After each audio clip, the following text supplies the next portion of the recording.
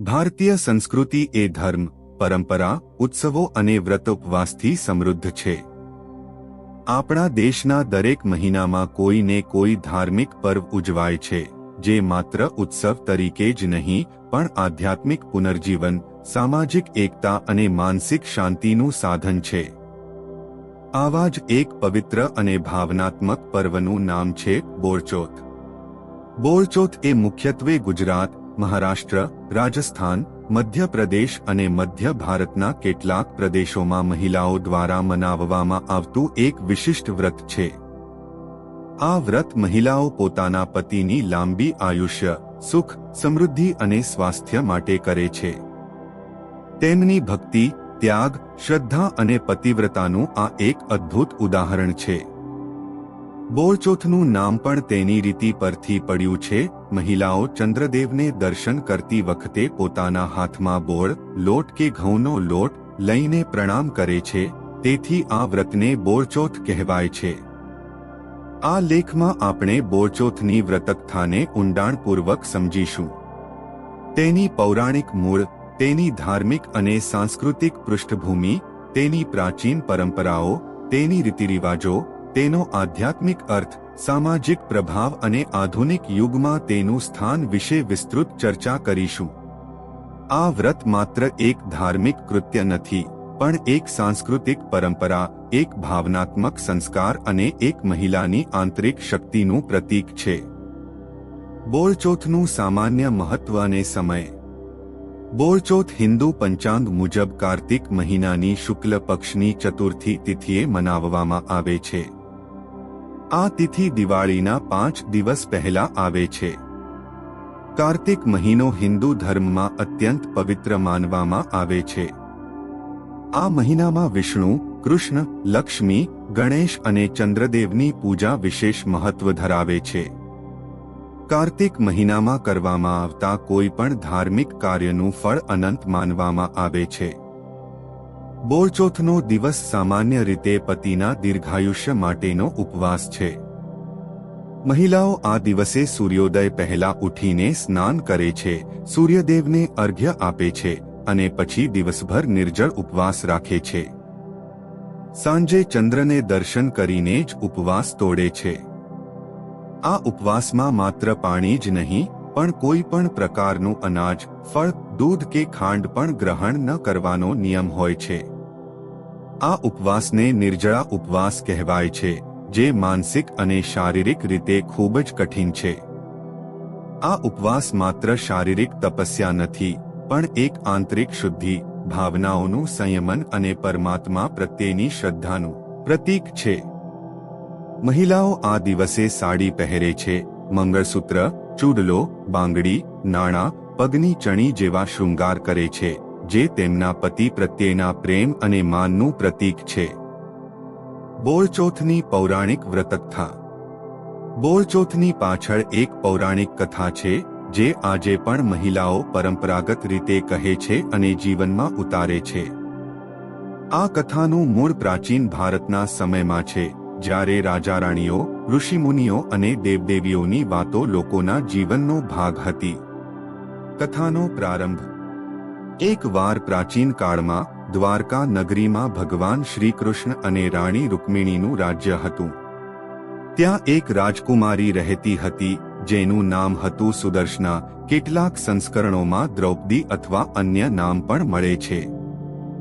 તે અત્યંત સુંદર, સદ્ગુણી, પતિવ્રતા અને ધાર્મિક હતી. તેના પતિ એક યોગ્ય રાજકુમાર હતા, જે તેને ખૂબ પ્રેમ કરતો હતો. એક દિવસ સુદર્શનાએ જોયું કે તેનો પતિ અચાનક બીમાર પડ્યો છે. તેને તાવ આવ્યો હતો, શરીર નબળું પડી ગયું હતું અને તે બોલવામાં પણ મુશ્કેલી અનુભવતો હતો.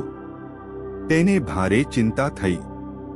તેણે રાજા રાણી, વૈદ્યો અને પુરોહિતોને પૂછ્યું, પણ કોઈની પાસે કોઈ ખાસ ઉપાય ન હતો. ત્યારે તેણે નિર્ણય કર્યો કે તે ઋષિમુનિઓ પાસે જઈને પ્રાર્થના કરશે. તે જંગલમાં જતી રહી અને એક ગુફા પાસે એક મહાન ઋષિને ધ્યાનમાં બેઠેલા જોયા. તેણે તેમને પ્રણામ કર્યા અને પોતાની વેદના વર્ણવી. તેણે કહ્યું, હે મહારાજ, મારો પતિ બીમાર પડ્યો છે. તેનું આયુષ્ય ટૂંકું થઈ રહ્યું છે. કૃપા કરીને મને કોઈ એવો ઉપાય કહો જેથી મારા પતિને લાંબુ આયુષ્ય મળે. ઋષિએ ધ્યાન તોડ્યું અને તેની તરફ દયાળુ નજરે જોયું. તેમણે કહ્યું, હે સુદર્શના, તારા પતિનું આયુષ્ય ખરેખરે ટૂંકું થઈ રહ્યું છે. પણ જો તું તેની લાંબી આયુષ્ય માટે એક વિશિષ્ટ વ્રત કરે તો તેને બચાવી શકાય. સુદર્શનાએ તરત જ પૂછ્યું, મહારાજ, શું વ્રત? મારે કશું પણ કરવું છે. મારા પતિ માટે હું કોઈ પણ ત્યાગ કરવા તૈયાર છું. ઋષિએ કહ્યું, તું કાર્તિક મહિનાની શુક્લ પક્ષની ચતુર્થીએ ઉપવાસ રાખ. સવારે સૂર્યોદય પહેલા ઉઠીને સ્નાન કર. સૂર્યદેવને અર્ઘ્ય આપ. દિવસભર નિર્જળા ઉપવાસ રાખ. સાંજે ચંદ્રદેવને દર્શન કરીને તેમને જળ, ફૂલ, ધૂપ, દીવો અને તાજા ઘઉંનો લોટ, બોળ ચડાવ. તારા હાથમાં બોળ લઈને ચંદ્રને પ્રણામ કર અને તારા પતિના દીર્ઘાયુષ્ય માટે પ્રાર્થના કર. જો તું આ વ્રત શ્રદ્ધાપૂર્વક કરશે તો ચંદ્રદેવ તારા પતિના દીર્ઘાયુષ્ય માટે પ્રાર્થના કર. જો તું આ વ્રત શ્રદ્ધાપૂર્વક કરશે તો ચંદ્રદેવ તારા પતિને લાંબુ આયુષ્ય આપશે. સુદર્શનાએ તરત જ તે વ્રત શરૂ કર્યું. તેણે કાર્તિક મહિનાની ચતુર્થીએ સવારે ઉઠીને સ્નાન કર્યું. તેણે સૂર્યને અર્ઘ્ય આપ્યું.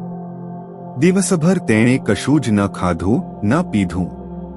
તેને ભૂખ અને તરસ હતી, પણ તેણે તેને સહન કરી. સાંજે જ્યારે ચંદ્રદેવ આકાશમાં દેખાયા ત્યારે તેણે તેમને દર્શન કર્યા. તેણે પોતાના હાથમાં બોળ લીધો, ચંદ્રને જળ ચડાવ્યું, ફૂલ ચડાવ્યા, દીવો પ્રગટાવ્યો અને પ્રાર્થના કરી, હે ચંદ્રદેવ, હું તમને આ બોળ અર્પણ કરું છું. કૃપા કરીને મારા પતિને લાંબુ આયુષ્ય, સ્વાસ્થ્ય અને સુખ આપો. તેની ભક્તિ અને શ્રદ્ધાથી પ્રસન્ન થઈને ચંદ્રદેવે તેના પતિને લાંબુ આયુષ્ય આપ્યું. તેનો પતિ સ્વસ્થ થયો અને લાંબા સમય સુધી જીવ્યો. તેની આંખોમાં આનંદના આંસુ હતા. તેણે પોતાની પત્નીને આલિંગન આપ્યું અને કહ્યું, તારી ભક્તિ, તારો ત્યાગ, તારો પ્રેમ જ મને જીવાડ્યો. આ પ્રસંગ પછી સુદર્શનાએ આ વ્રત અન્ય મહિલાઓને પણ શીખવાડ્યું. તેમણે કહ્યું, જે મહિલા આ વ્રત શ્રદ્ધાપૂર્વક કરશે તેના પતિને લાંબુ આયુષ્ય મળશે. આમ સમય જતાં આ વ્રત પરંપરાગત રીતે પેઢી દર પેઢીએ મહિલાઓ વચ્ચે પ્રચલિત થયું. અને કારણ કે મહિલાઓ ચંદ્રને બોળ સાથે પ્રણામ કરે છે, તેથી આ વ્રતનું નામ બોળચોથ પડ્યું. વ્રતની રીતિરિવાજો અને પૂજા વિધિ. બોળચોથનું વ્રત એક વિશિષ્ટ રીતિ અનુસાર કરવામાં આવે છે. આ રીતિ પરંપરાગત છે અને તેમાં કેટલાક મહત્વપૂર્ણ તબક્કા હોય છે. 1. સવારની તૈયારી, બ્રહ્મ મુહૂર્તમાં ઉઠવું.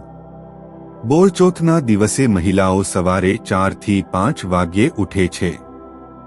આ સમયને બ્રહ્મ મુહૂર્ત કહેવાય છે, જે આધ્યાત્મિક કાર્યો માટે અત્યંત શુભ માનવામાં આવે છે.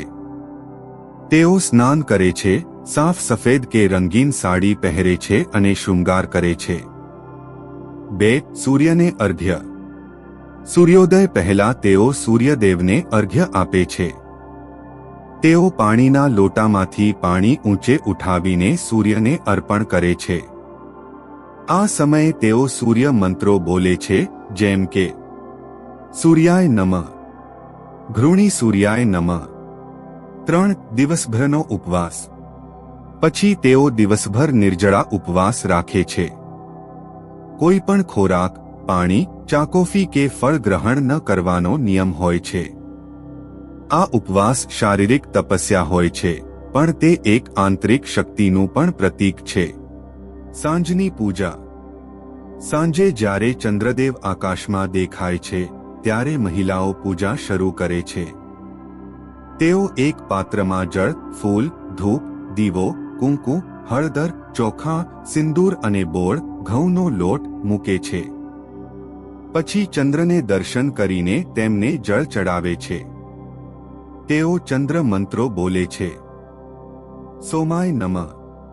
ચંદ્રમા માનસો જાતઃ ચંદ્રાચ પ્રતિમામં. 5. પતિના હાથે ઉપવાસ તોડવો. સૌથી મહત્વપૂર્ણ પળ એ છે જ્યારે મહિલા પોતાના પતિને ચંદ્રને દર્શન કરાવે છે અને પતિ પોતાની પત્નીને પાણી પીવડાવે છે. આ ક્ષણ પતિ પત્નીના પ્રેમ, સંબંધ અને આસ્થાનું પ્રતીક છે. બોળચોથનું આધ્યાત્મિક અને મનોવૈજ્ઞાનિક મહત્વ. બોળચોથ માત્ર એક ધાર્મિક કૃત્ય નથી, પણ તેનું આધ્યાત્મિક અને મનોવૈજ્ઞાનિક મહત્વ પણ ખૂબ ઊંડું છે. આ વ્રત મહિલાઓને આંતરિક શક્તિ, ધૈર્ય, સંયમ અને શ્રદ્ધાની ભાવના આપે છે. ઉપવાસ માનવ મનને શુદ્ધ કરે છે, તેને ધ્યાન અને સંયમ શીખવે છે. ઉપવાસ શારીરિક સ્વાસ્થ્ય માટે પણ ફાયદાકારક છે. તે પાચનતંત્રને આરામ આપે છે, ઝેરી પદાર્થોને શરીરમાંથી બહાર કાઢે છે અને મેટાબોલિઝમને સુધારે છે. આધુનિક વિજ્ઞાન પણ કહે છે કે નિયમિત ઉપવાસ માનસિક તણાવ ઓછો કરે છે અને મનને શાંત રાખે છે. સામાજિક અને સાંસ્કૃતિક પ્રભાવ. બોળચોથ મહિલાઓ વચ્ચે એક સામાજિક બંધન પણ સ્થાપિત કરે છે.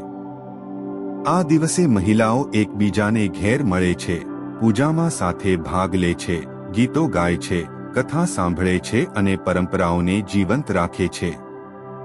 આ પર્વ મહિલાઓની સાંસ્કૃતિક પેઢીગત શિક્ષણનું માધ્યમ છે. આધુનિક યુગમાં બોળચોથ. આજના આધુનિક યુગમાં પણ બોળચોથનું મહત્વ ઓછું થયું નથી. શહેરોમાં રહેતી મહિલાઓ પણ આ વ્રત કરે છે. તેઓ કામ પર જતી વખતે પણ ઉપવાસ રાખે છે. સોશિયલ મીડિયા પર બોળચોથની શુભેચ્છાઓ, ફોટા, વિડીયો વાયરલ થાય છે. આ પર્વ મહિલાઓની આસ્થા અને સંસ્કૃતિને જીવંત રાખે છે. નિષ્કર્ષ. બોળચોથ એ માત્ર એક વ્રત નથી, પણ એક સંસ્કાર, એક ભાવના, એક પ્રેમનો સંદેશ છે. તે મહિલાઓની શક્તિ, તેમની ભક્તિ, તેમનો ત્યાગ અને તેમનો પ્રેમનું પ્રતીક છે. આ વ્રત આપણી સંસ્કૃતિને જીવંત રાખે છે અને પેઢી દર પેઢીએ પ્રેમ, શ્રદ્ધા અને આસ્થાનો સંદેશ આપે છે. ચંદ્રને જોઈને, બોળ હાથમાં લઈને પતિની આયુષ્ય માટે મહિલાઓ કરે છે પ્રાર્થના. એક અનન્ય બોળચોથની શુભેચ્છાઓ.